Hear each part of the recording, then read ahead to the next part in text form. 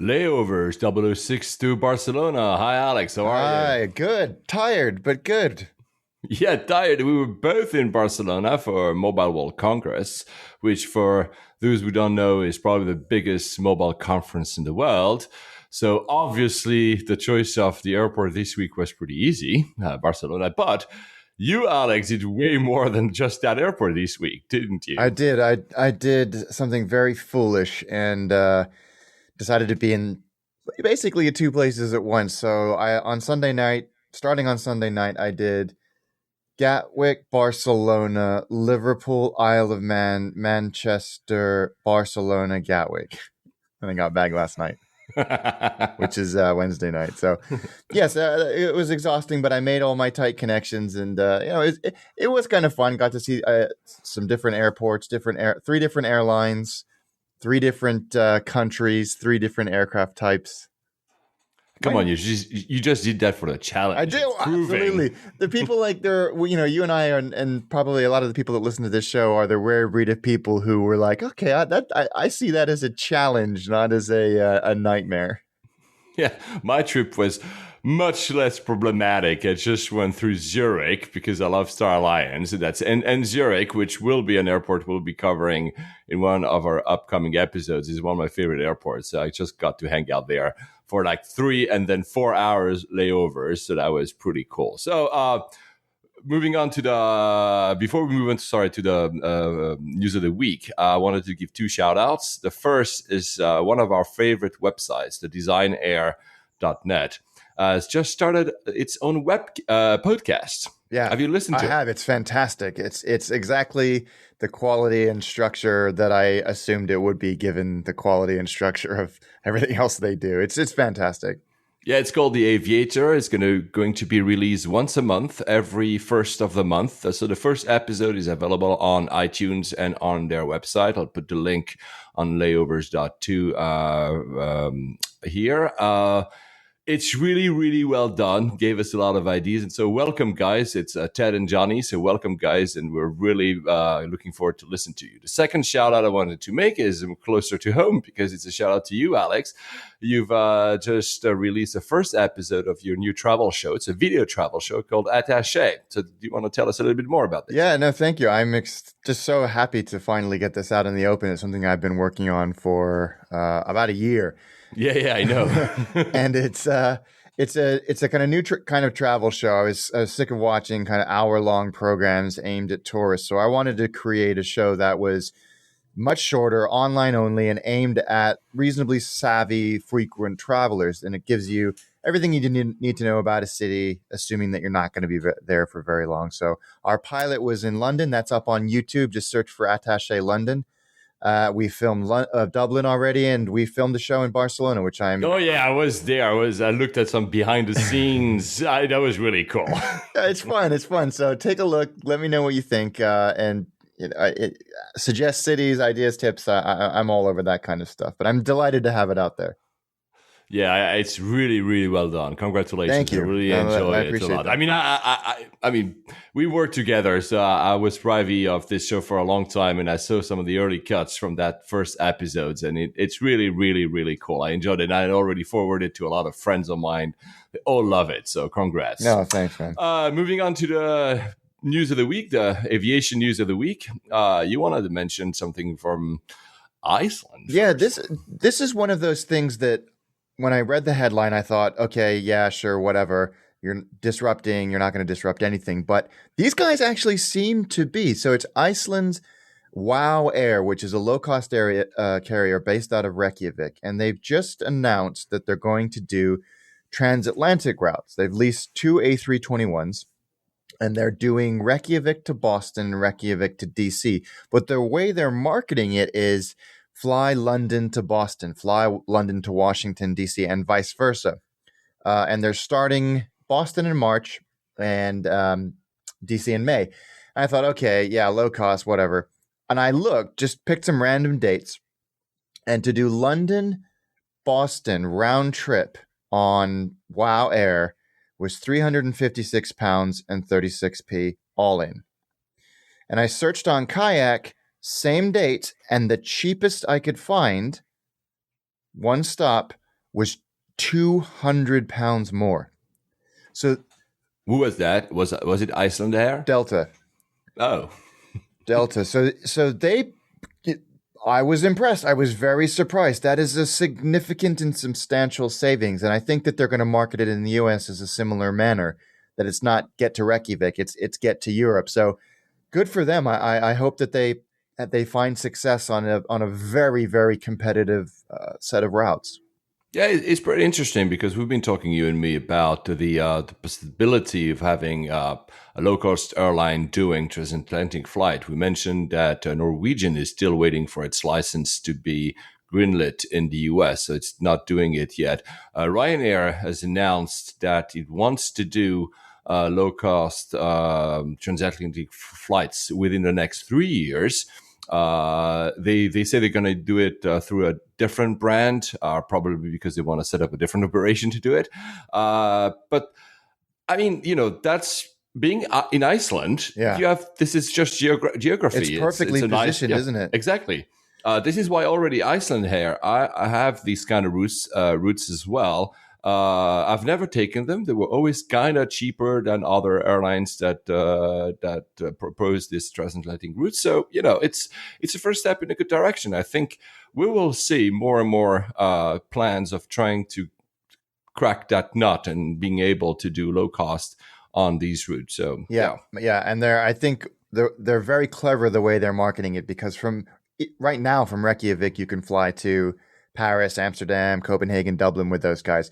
So they're just going to continue to extend that route as they get more A321s. Exactly. Moving on to the news that was the news for all these past weeks is still on, the Gulf Airlines versus the U.S. Airlines. We don't want to ramble about this every single show, but there was an interesting thing that was done by Emirates. They released a report about the size, the contribution of all Emirates operations in Europe in terms of economic impact.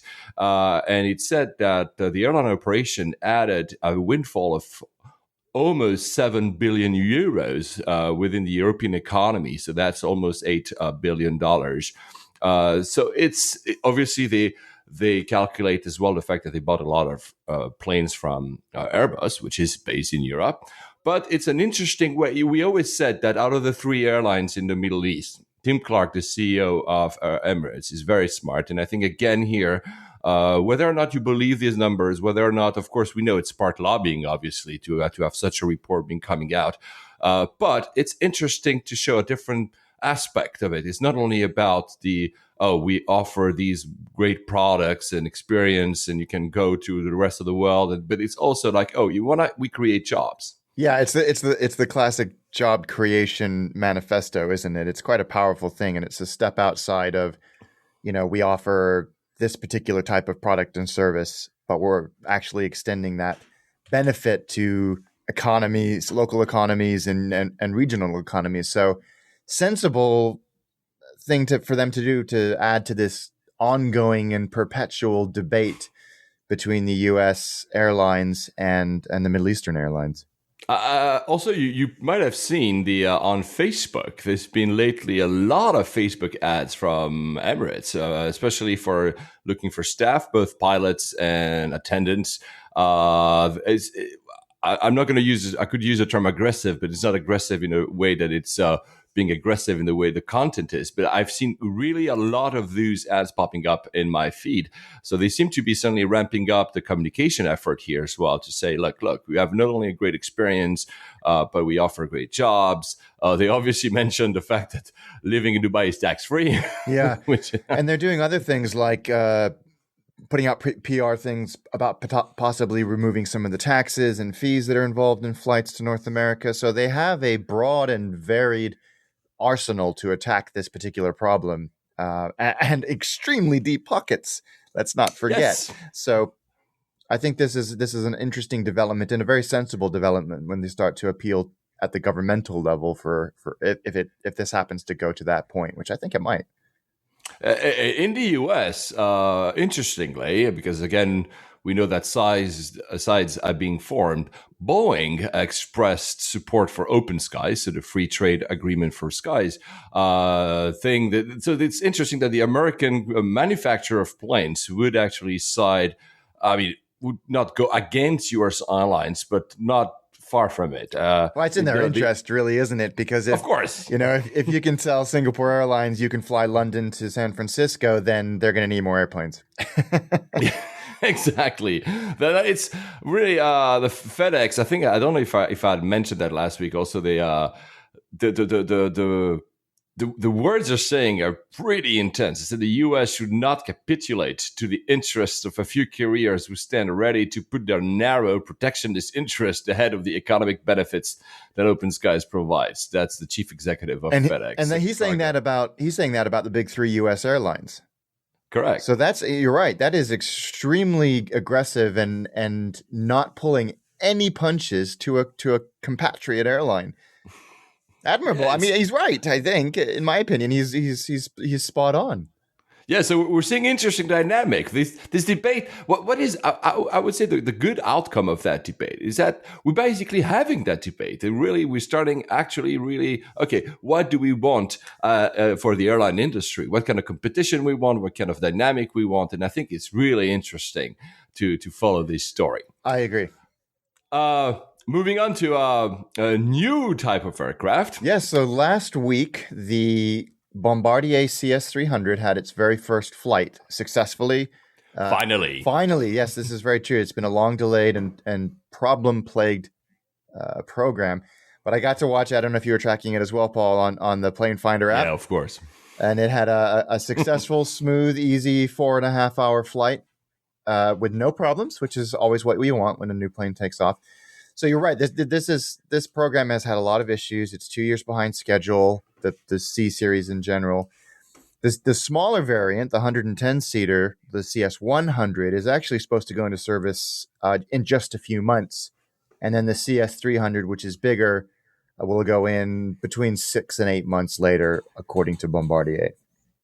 Yeah, it's an interesting. I mean, it was supposed to appear at Farnborough last year. I did go, but obviously it wasn't there because, as you mentioned, you went. So many delays and plagued with so many problems. So we can be pretty happy that it finally gets there. But do you think they have an actual future with that plane? It's a risky bet. They're betting the farm on this one because they're struggling otherwise. They've stopped production of the new Learjet model because there was no demand for it. Although, having stood on the ramp at Barcelona airport yesterday, it certainly didn't seem like there aren't many private jets flying around. We'll talk about that later at the end of the show, but holy cow. I agree. But maybe for those who don't know, these series is because they're going against basically the Airbus A320 and the Boeing 737 series with that aircraft. It sits in between the Embraer regional jets, the bigger the E175s and the E190s, which I love. I think those are great airplanes. And as you say, the 73s and the A18, 19, 20 models.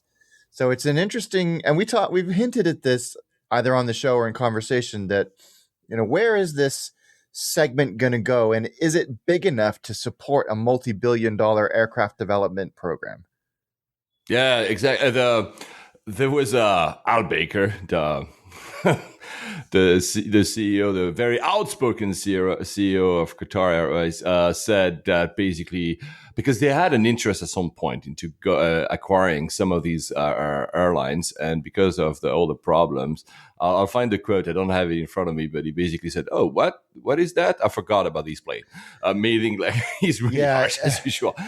But that's the risk. I mean, they're certainly entering into a fray that is the duopoly between Airbus and Boeing. And like you said, I think they're betting the farm. I hope they have some orders already. Yeah, they have about still very early. And what's weird is that for a segment of the airline industry, or aircraft industry, I suppose I should say, that has been so quiet for so long, there really hadn't been any development since the Embraer regional jets. It's suddenly just burst into life, and you've got the Embraer jets and the E2 versions, which are coming out soon, the new Kawasaki plane, the Mitsubishi regional jet, the Sukhoi Superjet, the Comac 919. These are all the Arcut. Yeah, they're all in the same size.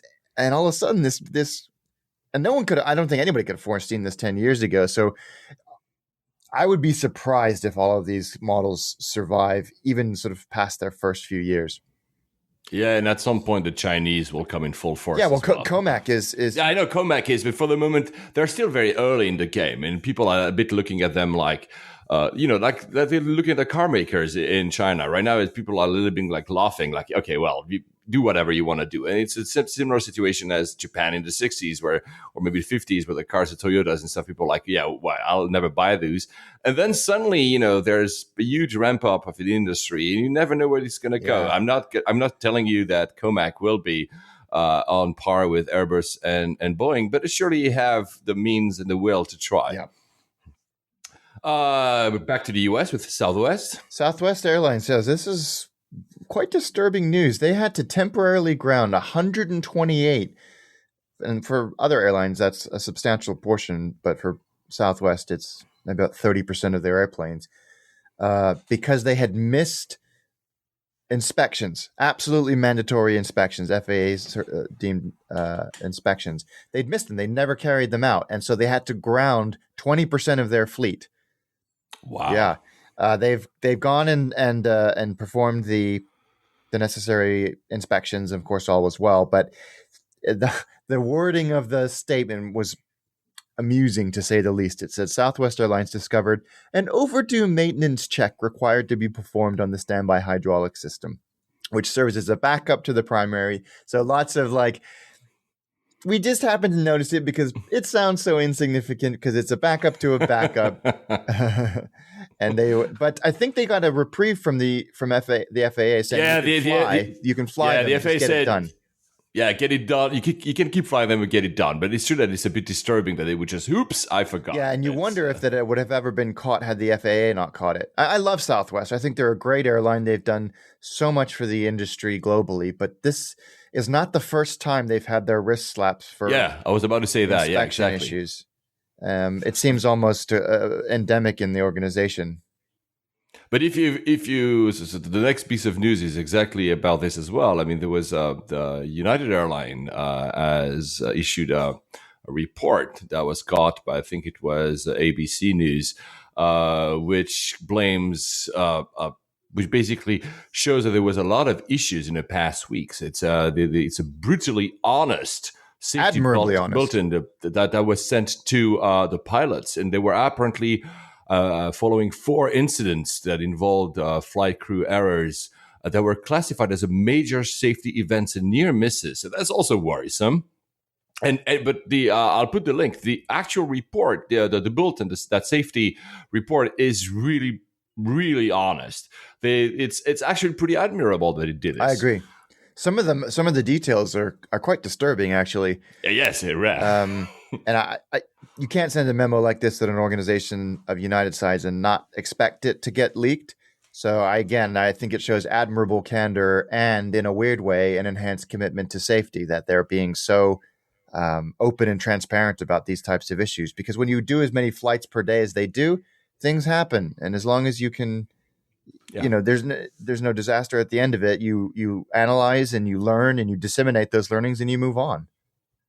Yeah, exactly, and I think it's I think it's a good sign. I mean, obviously, like you said, this report was probably leaked, but at the same time, I think maybe they knew that it would be leaked. But I think it's actually this is a good sign. The way they handled it is much better than the usual PR stuff that you can hear sometimes from the industry. So I enjoyed that.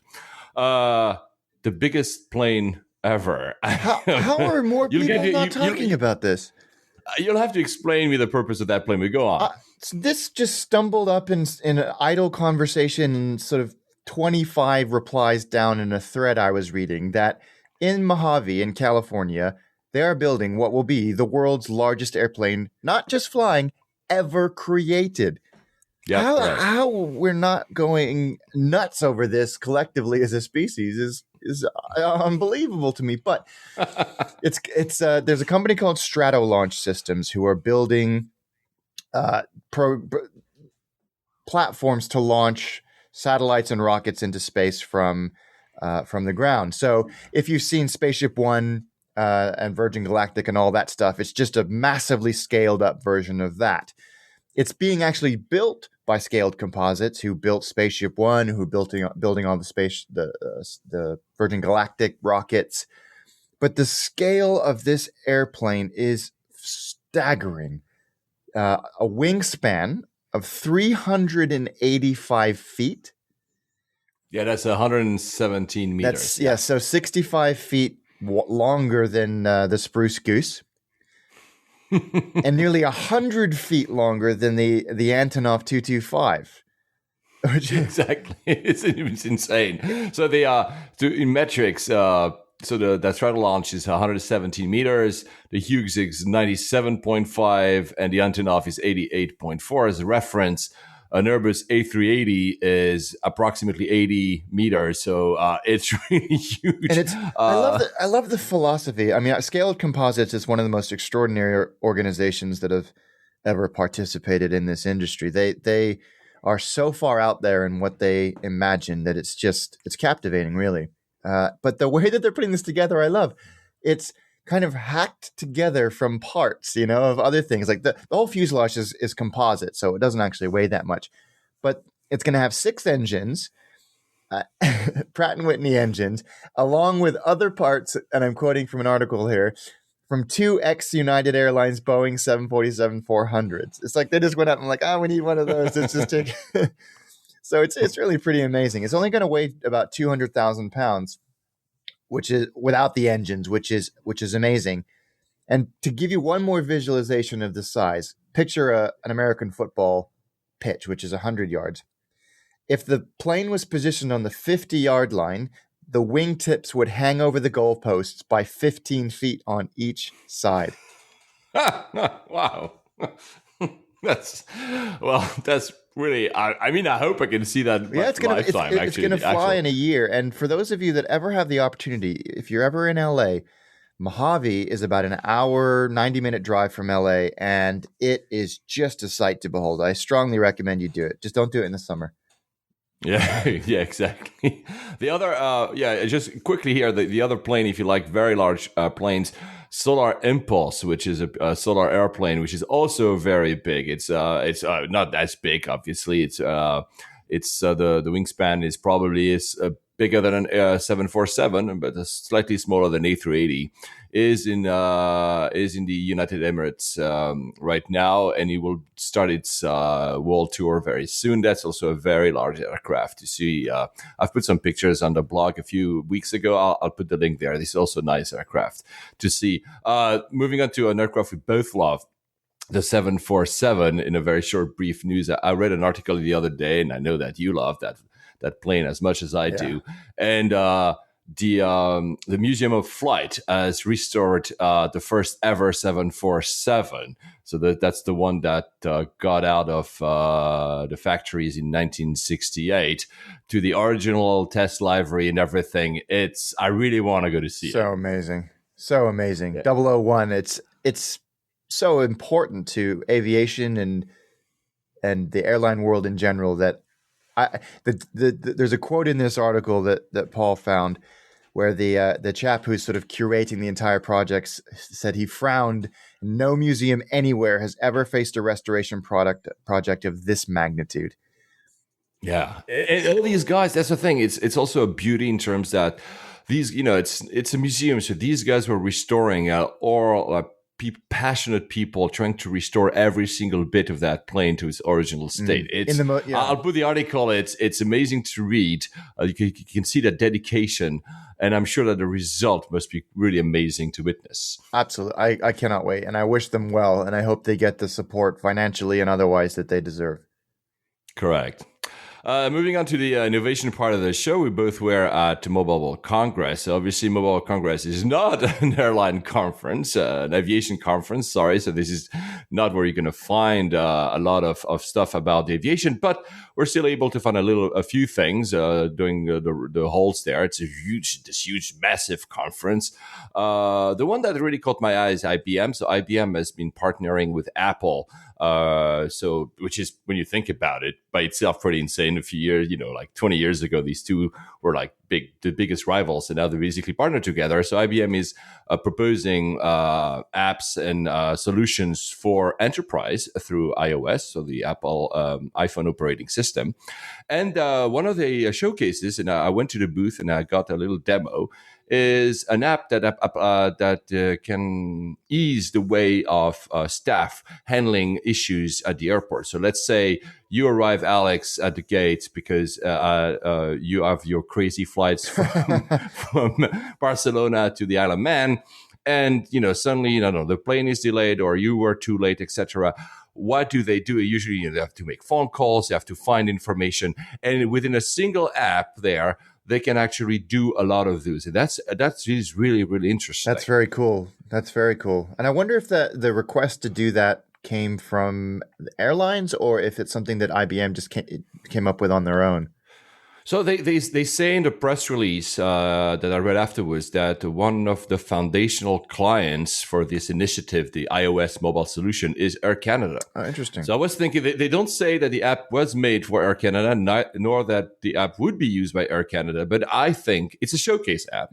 But maybe, of course, there was a lot of input from Air Canada, and maybe they will even use it to trial it. I don't know. We'll learn pretty soon, but it's really interesting to see how the efficiency of an airport could be dealt with such an app. So that was one thing that we saw.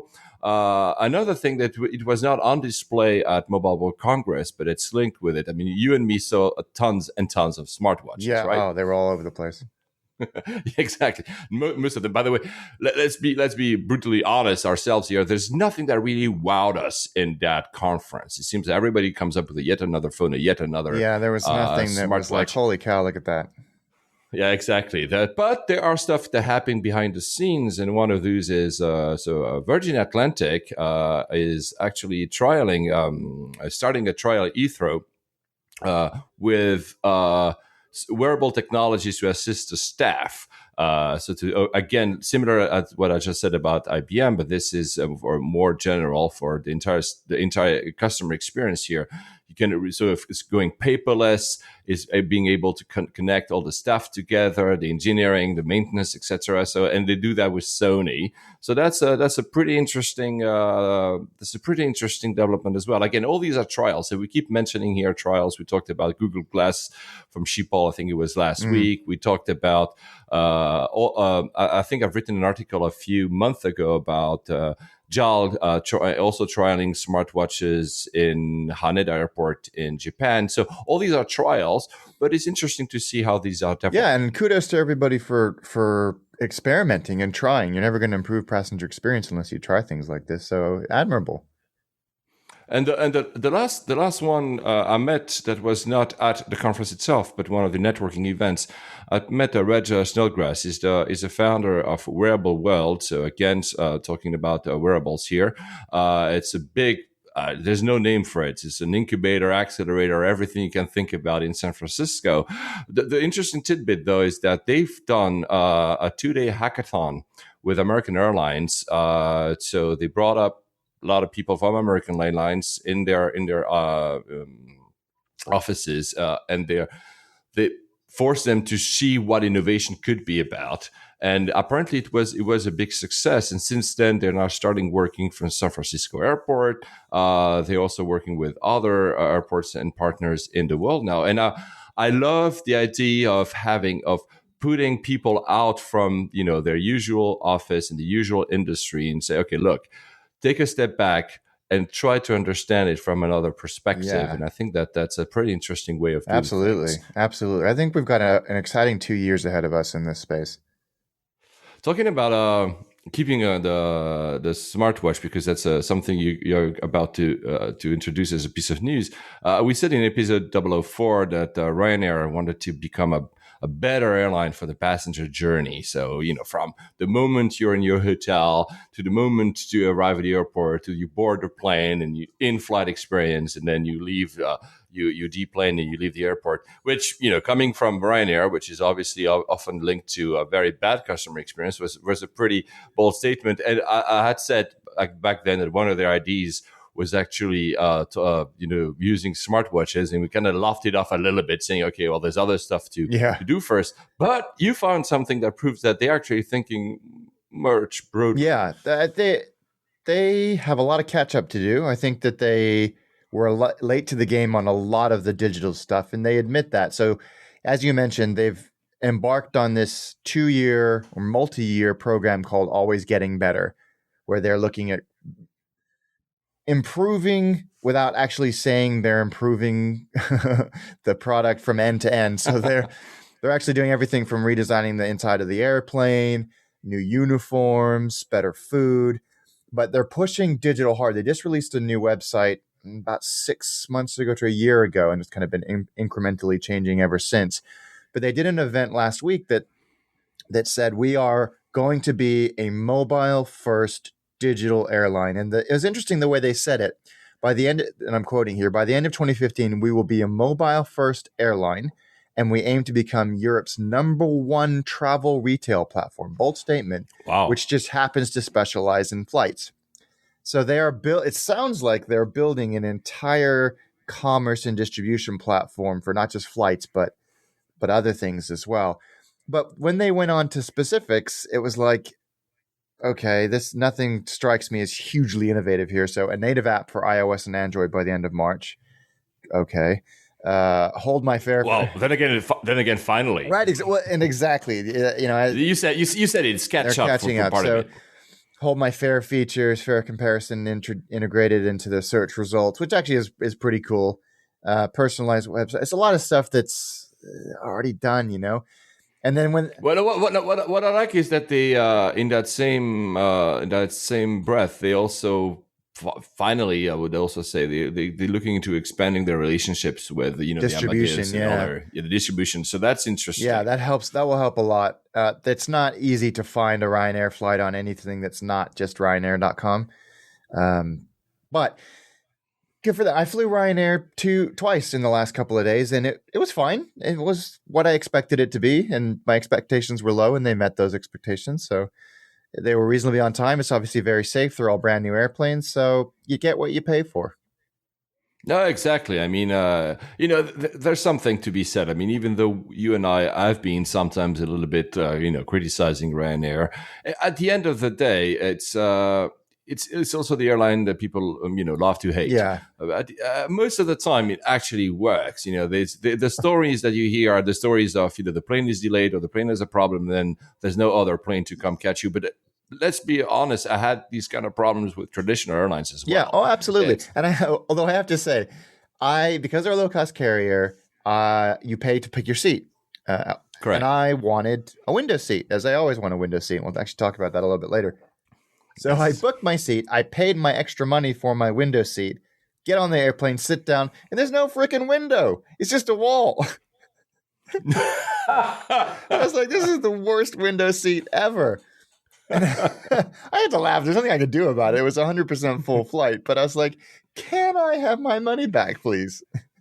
Yeah, we will talk about in a few about which seat you should choose plane. But yeah, that's that happened to me once. But so bad. I talk here in the same breath. Very short pieces of news. There's a startup called Options Away. So you just mentioned that Ryanair will introduce the Hold My Fare. So Hold My Fare is, you probably have seen that in some websites, some airlines provide that service. When you find a fare, I know Air France, for instance, does it. You find a fare and I'm not sure I want to book yet, but okay, I'm gonna pay a small fee and my fare will be held at that price for 24 hours. Cathay do that as well.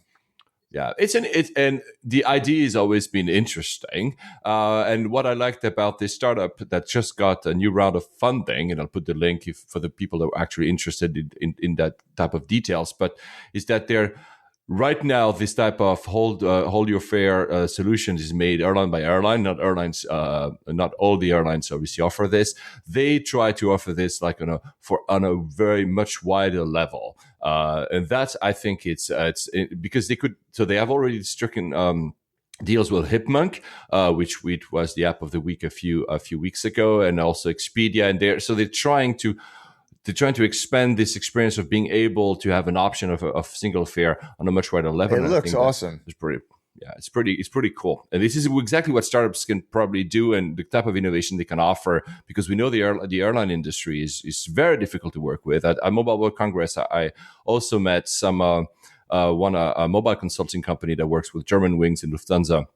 And while I'm not be able to reveal all the details from that conversation, what was really the interesting tidbit is that they really struggle with all the legacy software that the airlines are using, and you have to adapt with something that you are a much more leaner, agile, modern type of software, and you try to piece all this together. It's not always easy, which is why sometimes startups have a difficult time in this industry. You cannot just like disrupt the entire industry because you just release a one piece of software. You have to interface so many legacy. Yeah, it's not easy. You're always falling back on the weakest link or oldest link in the chain. Talking about oldest link, the passport. Yeah, the good old analog paper passport. I mean, I don't think that's gonna ever change. I've seen that in Dubai, for instance. Now you can have your driver's license on your mobile. So I don't know, but interestingly, to enter the US, you can. I think they started like a few months ago. I think it was last summer. Had written a bit on layovers that you have an app on your phone, and this is how you can clear immigration much faster. Very cool. So you can basically submit your passport information and custom declaration via your smartphone, which, by the way, also has a selfie thing. So you can actually take a selfie, and that will be the picture that will be put onto your application. So the first trial had started it was in Atlanta. It's obviously limited to U.S. citizens and Canadian visitors for the moment in single airport, and they just announced a second airport, which is Miami. So I think that's a pretty interesting. So you have your dedicated queue, so you don't go through the usual. That's pretty interesting. Pretty interesting piece of innovation. Yeah. I think they want to go to expand to more than 20 airports. I will just say, because if anybody from customs in the US hears me, for border control in the US hears me, you should do that for ESTA as well, because we have to so ESTA is a waiver program. Which I just have to fill out a piece of a few bits of information online, and that grants me 2-year entry into the US. I think I still have to go to a normal queue, and I would actually love to be able to use that as well, because since anyway all the information is already digital because I filled it out. I would love to use this as well. Starwood, Uber again. Yeah. So the two great travel companies, Uber and Starwood, who are fast becoming the go-to points program in travel, not just in hotels. Now you can you earn Starwood preferred guest points when you use Uber, so it's dollar for point or point for dollar, which is amazing, and they're just cementing themselves as where savvy travelers go, and because they've got all these wonderful dollar for dollar relationships with airlines, so you can kind of go in through Starwood and go out redeem through a different airline. So it's really, really interesting. What I didn't know in this article is that at Uber's most recent round of funding, they're valued in equity and debt at $40 billion, which is the same as Delta. Isn't that extraordinary? Yes, it is actually. But it's very, very savvy of Uber to do this and partner with other peripheral companies, peripheral to them in the travel and airline space. So they did something last year where you can redeem American Express points. You can redeem them to get an Uber car, and vice versa. So they're just spreading their reach further and further and further. Very, very smart. That's very smart indeed. I know that already on Google Maps. So if you look in Google Maps on your phone, you have in some cities you have the option to actually book an Uber directly there. Google Venture is an investor in Uber, I believe, so maybe that's why. But it's they're expanding their reach very, very, very Pretty quickly. incredible. Talking about Google, we mentioned Google Flights many times, I think, on this show, and it finally got out of beta. So basically, now anyone who's actually go on Google.com, on the top of the page, you have news, images, etc., and you'll find flights. So now the flights is actually officially part of Google, of Google properties. The two interesting tidbits here. One is that I learned through this that it's actually not making money yet for Google. That's pretty interesting. I think, honestly, the reason is that when Google bought ITA, I think it was 4 years ago or something, the Department of Justice in the US put a lot of limitations on what Google could do because for antitrust, they didn't want Google to ditch all the customers of ITA in one go and just suddenly own the market. But there is a timeline for this. In October 2016, which is not that far when you think about it, Google will have more free hands to do whatever they want. I think they're just waiting. They taking their time, making a good product. And I believe that starting in October 2016, we might see new things happening with them. Another tidbit that I learned, you remember we both said that it was extremely fast. Unbelievably fast. And actually it's because Google is constantly pre-computing all the different if anybody routes. Can do it, it's them. Yeah, they have the biggest cloud operation in the world. They have servers all around the world, so they can actually do that. It's constantly done. So obviously, when you do the query, your search results has already been computed. So that's why it gives it to you like in a split second. It's fast really becoming the flight search of choice. yeah, for me too, actually. Yeah, still some stuff you cannot find there. I mean, still some airlines are not there, but it's really, really, really impressive. Yeah. Still talking about booking fares, Hipmunk was, which we already mentioned today, but Hipmunk was our app of the weekend. We learned a trick. This is amazing. You found this and sent it to me, and we both kind of started freaking out because when you find a great fare on ITA on the Matrix, and you've done all kinds of manipulation, you put in your fares and your routes and don't go via here, but do go via here, blah, blah, blah. And you've got it. And it's like super cheap and everything. You can't actually book on the ITA Matrix software. You have to call the airline and walk them through the exact fare code that you want to be booked. And it's a laborious process. Well, it turns out that with a little bit of work, you can book those flights using Hipmunk. Yeah, that's amazing. I've been using Hipmunk for all this time, and there are two boxes like in every booking fare site. You have the to and from and to, and you put the name. People like you and me would put the 3-letter airport code. But what I didn't know is that if you put an airport code and then you put two columns, you can actually start coding a little bit like you do on. I will put the link obviously on the website layovers.to because it's hard to explain on the podcast. But you can do a lot of stuff. You can say, I want to travel via there. I want to. These are the airports I want to take layovers in. I mean, it's pretty interesting. You cannot do everything the ITA does, obviously, but like you just said, Alex, you can now actually plan the route you wanted from the start. And that's really useful, cool. So useful. Taking us back to the 80s, because for me, when Alex submitted that piece of news that he's going to introduce you now, an advanced supersonic helicopter, for me was Airwolf. Yeah. Do you remember that TV show? Of course I do. The greatest theme song ever written. Da, da, da, da, da. So yeah, just tell me, what is that thing? So I had no idea. This shows my ignorance in the helicopter space that Airbus made helicopters, and they have done for a long time. And I learned this when I was flicking through a copy of Flight International last week. But they've just announced that they have made the world's first all-composite civil helicopter that will do 185 miles an hour at cruise in almost silence. And it is the most extraordinary aircraft I have ever seen. Now, the reason why I probably didn't know about Airbus helicopters is because it used to be called Eurocopter, which I did know. I just didn't know it was Airbus. So it not only does it look totally futuristic and Airwolfy, but the rotor blades have these sort of rakes at the end of them. They're not just flat. They look like the Grim Reaper's sickle. And they really are amazing. So it'll carry 12 passengers for about 120 miles. Like I said, at 185 miles an hour, all glass cockpit. Really just a mesmerizing airplane. If you guys get a chance, read the article that we're going to post and watch the video, because I've never seen anything like this thing. Yeah, for me, the article really sounded like science fiction or something, because, the blade vortex interaction with shaping and you look at the blade of the helicopter. This is why, this is science fiction. This is the next, I don't know, Avengers movie or something. Really impressive. Really impressive.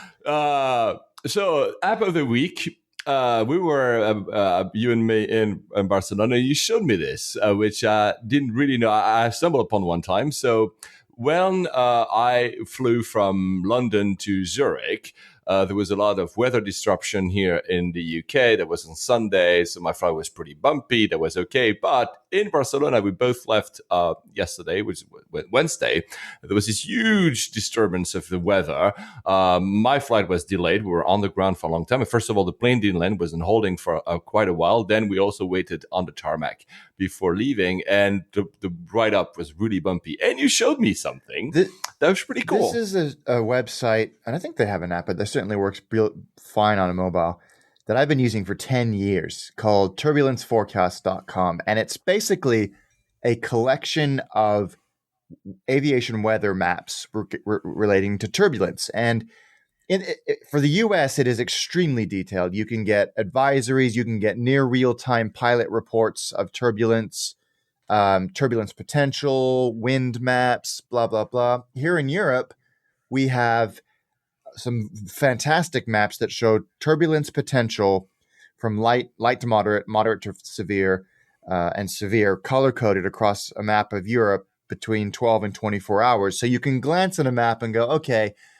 I can see that in this area it's going to be a little bit bumpy. It doesn't guarantee turbulence. It's just an advisory between flight level 200, which is 20,000 feet, and 450, which is 45,000 feet.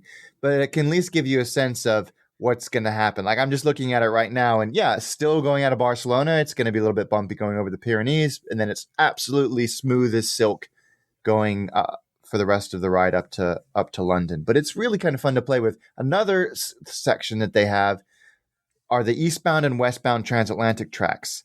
So if you're not familiar with the way that planes go across the Atlantic, because there's no radar coverage, they have to stick to very predefined routes across the Atlantic. They don't deviate from them at all.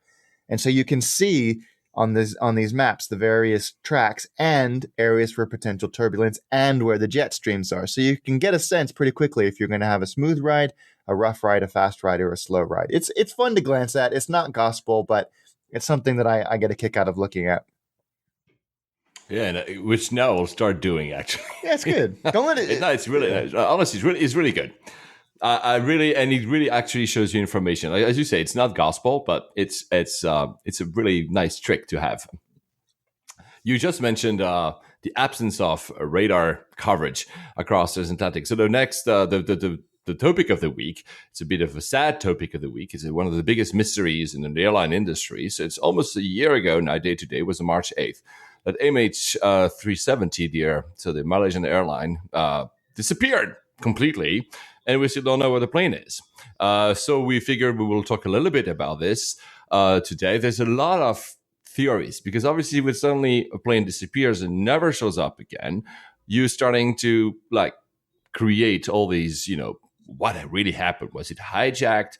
Did it just crash? Was it, some people tell us that it was intercepted by any other country. We just don't know. It really is unbelievable, isn't it? That it's been missing for a year and we have found nothing. Not a single shred of anything. No debris, no life jacket, no nothing in a year. And the actual search, even though now, of course, is not in the headlines as much as it used to, the search is huge, it's massive. They've been searching an area that is so big, and it's looking for, a needle in a haystack, and we have absolutely no clue. So the first thing we might say is that, of course, when the plane disappeared from radar, that's the problem. And this coming back to what you just said about the absence of radar coverage. There's no radar coverage, so you don't know where it is. And then the second problem, of course, is that there's no live yet, and we'll go to that in a little bit. There's no live tracking of aircrafts. There was really no way to know where it was. On top of that, you add the fact that let's be honest here, the Malaysian authorities were not really good at handling all this. So that created a lot of distrust about where they're telling everything or not, where the military actually telling everything or not. Nobody knew. Then there was a long time, and you do remember, pretty much all of you, there's a long time for the first 2-3 weeks, people were completely confused. And then Inmarsat came into play, and they do, to make it, if you want to explain it more, but I don't want to take too much time today, but they have via pings, they were able to say that the plane can be, and that's very broad, from Kazakhstan to the north to basically Australia to the south. Yeah. But on actually a limited range, which has the form of a circle. So and that's where they started looking, but still there's absolutely nothing after a year, after absolutely nothing. What do you think they will end up finding that plane? I initially thought that yes, they will find it, but now as every day goes by, I don't think that they will. I don't think that they will. If it crashed into the ocean in any capacity for whatever reason, it's a needle in a haystack, in a stack of needles in a haystack. I mean, it's just the sheer volumes of area that have to be covered are quite extraordinary, that I just don't think it's going to do it. And the worst part is you say about the Inmarsat pings, which are really the kind of thread that's holding all of these theories together. The pings have no data in them. Some of them were spurious pings to begin with. And as you said, the Malaysian government wasn't exactly forthcoming with the data as available, and didn't release the raw data for weeks after the incident had happened. So I don't know. And as you say, all of these strange theories have come out. The last one, I will put maybe the article. The last one is obviously again coming back to the hijack possibility, because this I don't remember the name of that person, but there's this author said that on 777s you can access a special bay. We could have then actually kind of faked the pings, fake the pings. So basically, the aircraft, people would have believed it was going south, but actually it was going north. I mean, but that's the thing. When you have, and I'm not saying he's wrong, I have really literally absolutely no clue.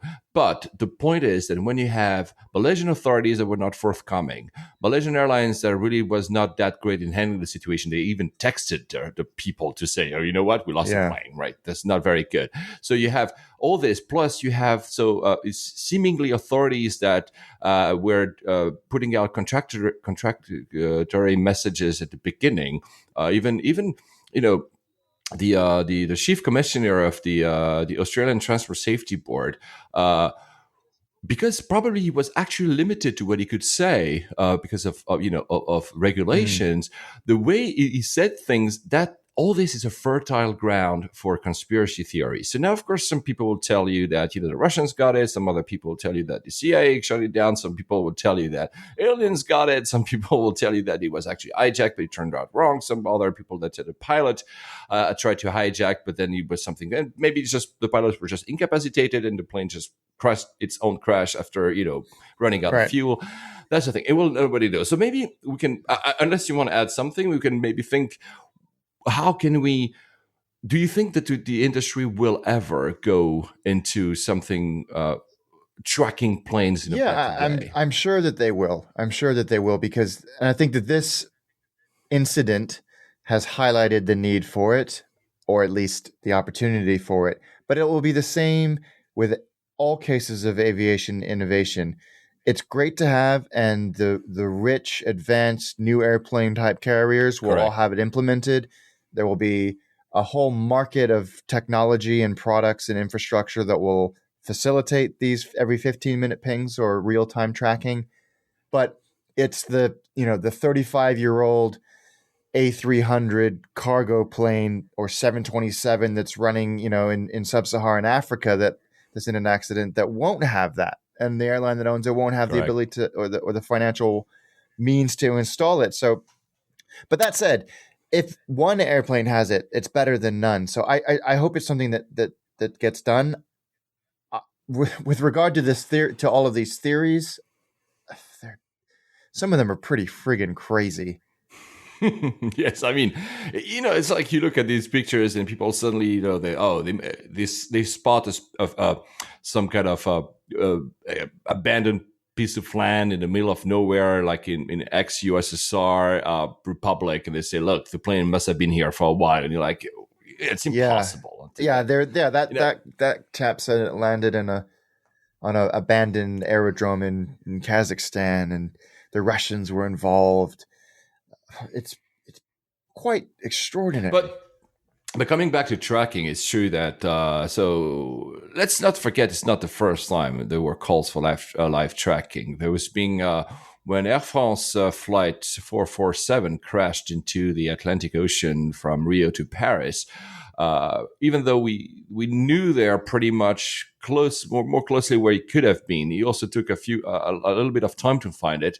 And the IATA decided to launch a task force about looking into this back then. And we're talking 2009, so it's been already more than 6 years now that they've been looking at it. But as you say, the issue is that not all airlines can move at the same speed when it comes to technology. So it seems like you kind of hinted at it. The middle way right now would to have a system that brings a ping every 15 minutes, because that would not be too costly. There are some people saying it would just add $2 to the cost of a long distance flight. So that's not that much.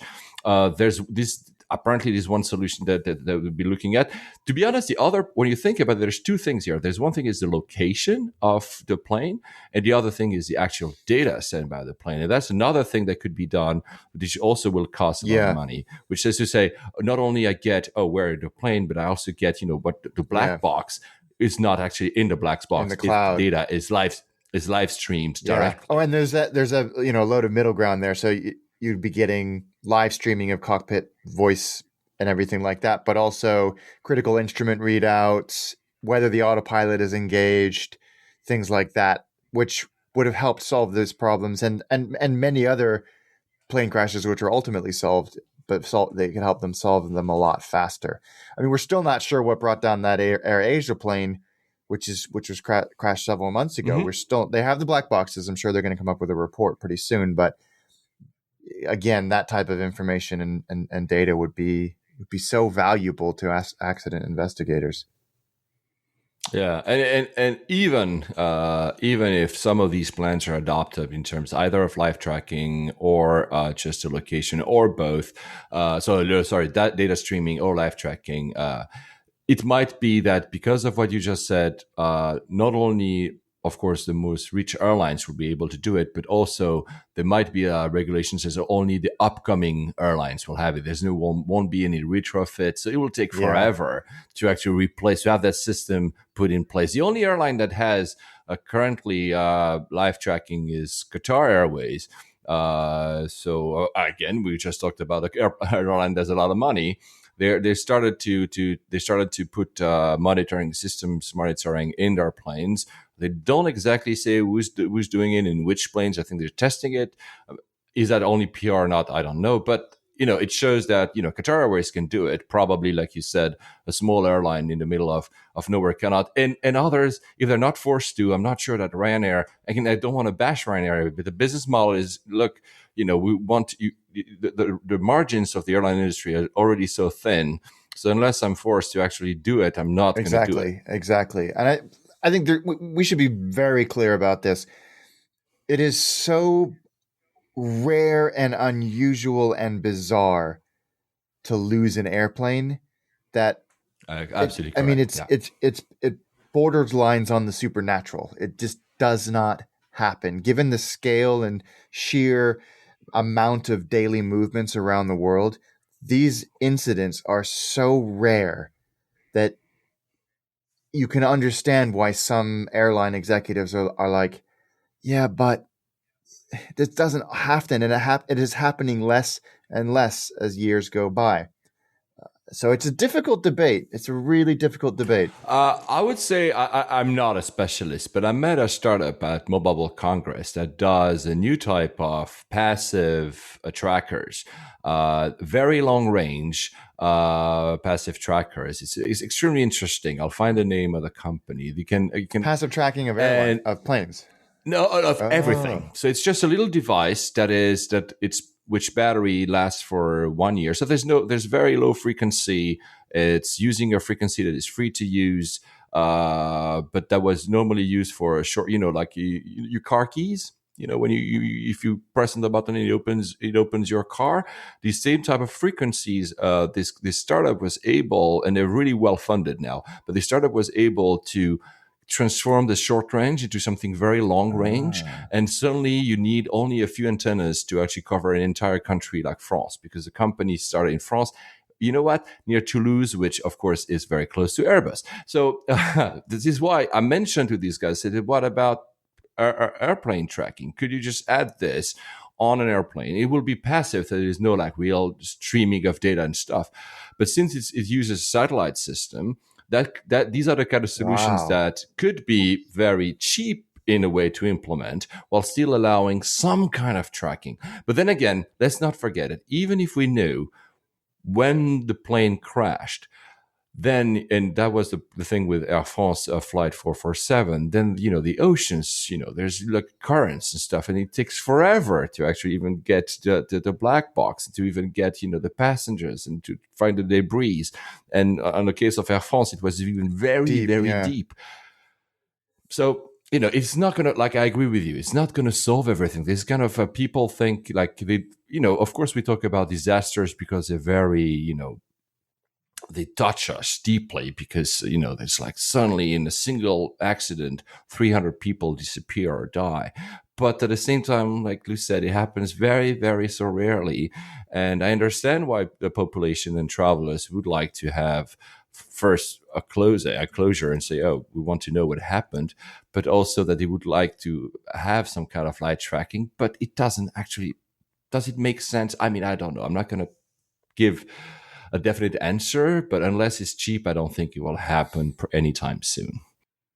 So the question of the week comes from your wife. It does, yeah. She asked me this the other day, and I thought it was such a good question for discussion, because it's something that everybody has a very strong opinion on, and it is simply window, middle, or aisle, and why. Well, how do we answer that? Well, what do you say? I mean, what's your seat of choice? A window. Really? Honestly, if I can get window, I prefer window overall. I mean, you know what they say? They say the people that choose a seat on the window are the dreamers, the people that want the experience, and because maybe I love flying, I want the experience. The people that choose AL are the get things done people because they want to work. I don't think I absolutely agree with that, because when you're on the AL, people, especially in long haul flights, people want to, you just step out and you have to keep moving out, which is what actually bothers me the most. Because as a tall person, I'm 6'4", 195 centimeters. It's true that the AL allows me in economy to stretch my legs, which usually the window doesn't. Yeah, that's why I thought you might be an aisle guy. I'm an emergency exit guy. What about you? Window, without... See? Yeah, not even a thing. Like, mainly because I like to be able to look out of it. Yeah, exactly. I love it. I mean, it's, that's the point. We're flying, for God's sakes. We're 36,000 feet, above exactly. The things that you get to see up there are amazing. I absolutely 100% aisle. And I guess there's always there's the etiquette, isn't there? There's the armrest etiquette, which I understand goes, the person in the window gets the view, person in the aisle gets the access, and the person in the middle gets the armrest, which, what, fair enough.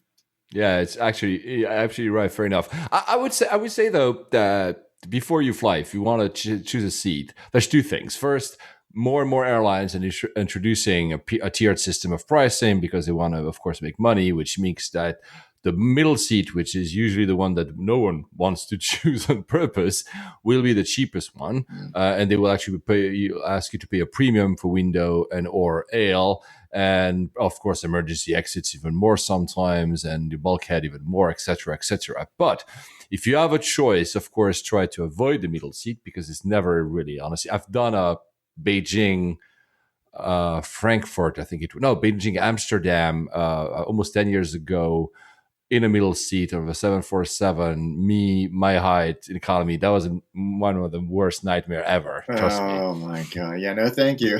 Yeah. But at that time, what I didn't do, which I do now, I go on Seat Guru, for instance, which provides you with a lot of, layouts of planes, and you can actually have a better decision because, it doesn't mean anything because sometimes seats are like, 323, 33, 22. And it depends on the layout of the plane, right? Yeah. Absolutely. It really does. And seatguru.com is such a great resource. In fact, if I had consulted them before my Ryanair flight, I would have known that there was no window on my quote-unquote window seat.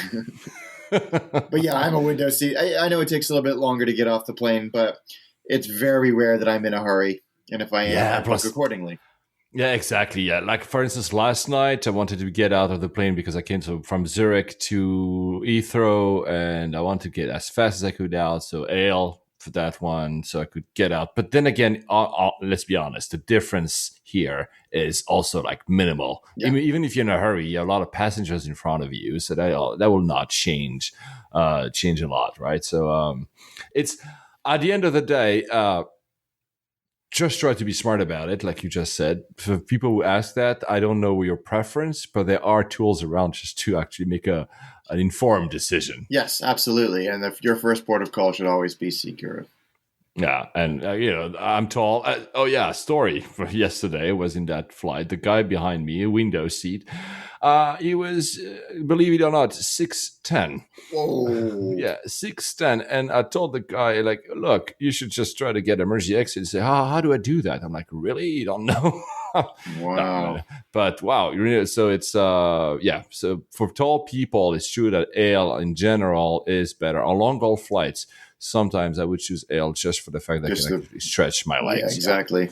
Well, then I get the cart on my toes all the time. Oh yeah, or you knocking your elbow. Yeah. Well, anyway. Barcelona. So that was the airport of the week because obviously that's where we were both this week. Was it your first time there? It was. I enjoyed it. Well, I went twice. Yeah.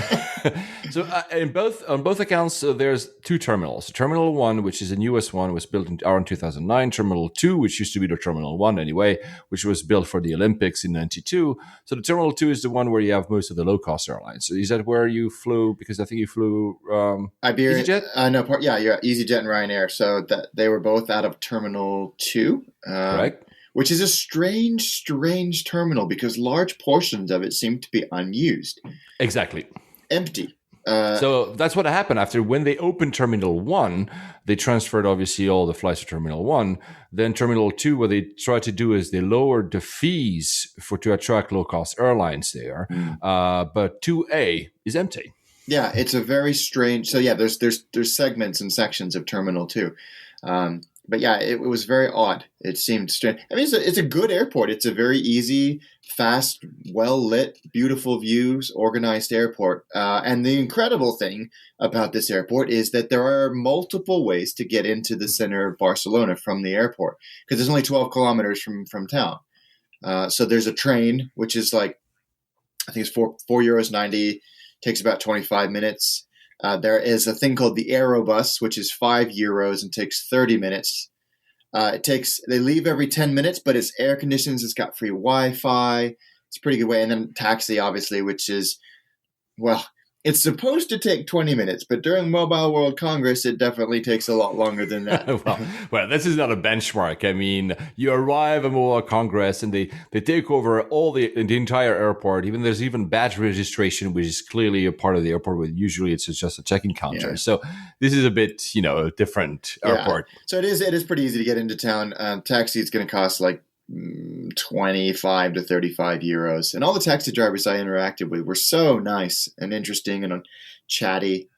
Yeah, I mean it's a pretty modern airport. Actually, that's what they're looking. They're really trying to do. If you ask them, they're really trying to become one of the most efficient airport in Europe. They have plans. So which is strange because I flew from Terminal One. This is the one I know the most because every year I go to Mobile Congress. This is where I fly from. It's currently there's some work going on, so it's not perfect. But I mean, honestly, it's a good airport. There's even like you can even go outside, which is rare. I know when I say it's outside, it's not just a small balcony. There's a place because the weather is good, so you can actually hang out outside while waiting for your flight, Fantastic. which I pretty much like about it. But they want to build another a satellite terminal, so that currently the airport has around 38 million passengers. Capacity, I think, is at around 50, but they want to increase capacity to 70. Wow. I don't know. Maybe some of these plans were made before the crisis, but anyway, it's a pretty efficient airport. One bit of trivia. One of the world's busiest route was from Barcelona at some point. So the Barcelona-Madrid, which is called Puente Aéreo, which means the air bridge, basically, right? Was one of the busiest routes. And then the high-speed train was introduced and, ate that cake. It's not anymore. But it's a pretty nice airport. If you guys can avoid it during Mobile World Congress, do so because it's a bit of a nightmare during that time. It has a capacity. When I say nightmare, it's not too much of it, but it seems that the funniest bit was last year.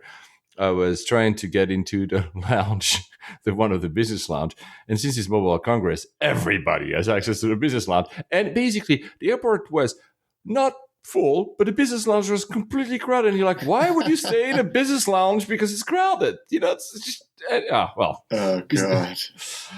Anyway, well, so I had two observations about that airport when I was there. One, there were so many private jets in for MWC that they ran out of parking space at where they traditionally park, and they were parking them at airline gates. So that you would walk past where an EasyJet plane, a Ryanair plane, and there'd be like these 4 or 5 state-of-the-art $50 million G550 planes next to them as well. It's pretty incongruous. And the other thing was at Terminal 1, taxiing by it and taking off last night, it's absolutely overflowing with brand new Vueling Airbuses. But Iberia was conspicuous in its absence, which I thought was really telling of the state of the Spanish aviation market. Yeah, Vueling is really taking over. I think it's one of the hubs for them, if not the main hub, Barcelona Airport. And it's true that actually, it's to this day, some flights you would think you're flying BA or Iberia, and you end up in the Vueling, actually. Yeah. So they're really pushing for that. I mean, this is be the topic for another show. We'll talk about these, how the traditional airlines, the flag carriers in Europe are pushing their low-cost airlines. But we'll talk about it one of these days. On this, Alex, thank you. Thank you. We wrap it up. What a fun episode. Yes. So, guys, we see you next week. Thank you for listening. Bye-bye. Bye, Alex. Bye. Take care.